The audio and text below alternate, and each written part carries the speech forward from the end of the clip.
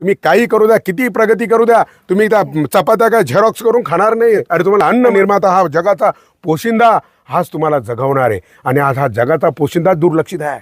तंबाखूची पुडी बनवणाऱ्याला तुम्ही अधिकार दिला, त्याची किंमत ठरवायचा. 10 वर्षापूर्वी तंबाखूची पुडी होती 20 ग्रॅम आणि होती 4 रुपयाला. आता ती झाली 10 ग्रॅम आणि आहे 12 रुपयाला. लाजा वाटू द्या जरा. म्हणजे ती वस्तू कमी झाली आणि दाम दुप्पट. आणि माझ्या शेतकऱ्याचा टोमॅटो तुम्हाला कधी रुपया किलोनी, कांदा रुपया किलोनी, 2 रुपये किलोनी.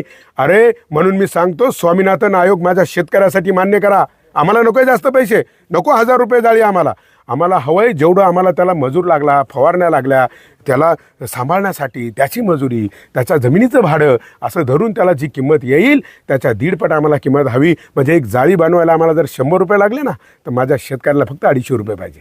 काही नको रे. आणि तुम्ही सगळं खाल आणि तुमच्या चुकीमुळे आज तुम्ही विष खाऊ राहिले.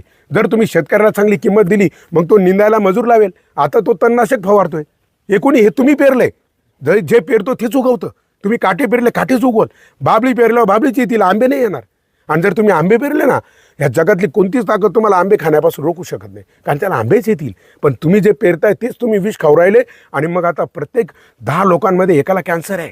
तुम्ही जाऊन बघा बाहेर, भयान चित्र आहे कॅन्सर. एकदा तुम्ही फक्त कॅन्सर हॉस्पिटलमध्ये चक्कर मारा, मग तुम्हाला कळेल तुम्ही किती शेण खाऊ राहिले. शेण एक वेळ तुम्ही शेण खाल्लं नाही गाईचं, ते तुम्हाला चांगलं आरोग्य देईल. परंतु तुम्ही आता जे विष खाऊ राहिले ते भयानक आहे. म्हणून माझ्या शेतकऱ्याची अवहेलना करू नका.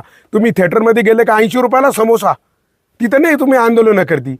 हां, शेतकऱ्याचं फक्त भाजीपाला 10 रुपये जोडी म्हणलं का 5ला देतो का, 10च्या 3 देतो का, लाजा नाही वाटते तुम्हाला? हां, आणि तुम्ही तिकडे मॉलमध्ये गेल्यावर करता का रे 1 रुपया कमी, 2 रुपये कमी करता तुम्ही? हां,